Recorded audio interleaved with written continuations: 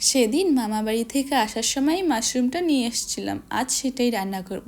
মাশরুমটা যেহেতু বেশ বড় ছিল তাই ছোট ছোট করে পিস করে কেটে ভালো করে ধুয়ে দেখো এখানে আমি সিদ্ধ বসিয়ে দিয়েছি, সাথে কিন্তু আলু দিয়েছি। আর এদিকে বসে পড়েছি আমি মশলা বাটতে। আর আমি কিন্তু সবসময় বাটাতে মশলা বেটেই রান্না করি। মাশরুমে দেওয়ার জন্য আমার বর কিন্তু বাজার থেকে নিয়ে আসছে খাসির মাংস, তার সাথে ছিল খাসির চর্বিও। তাই চর্বিটা ভালো করে আমি আগে ভেজে নিয়ে মাংসটা কষানো শুরু করে দিয়েছি।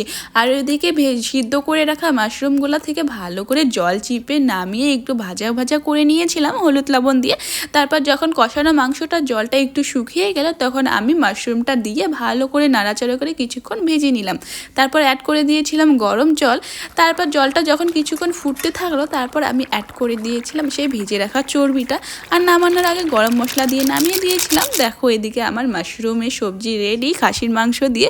এখন শুধু আমার বরকে দিব, ও খেয়ে বলবে কেমন হয়েছে।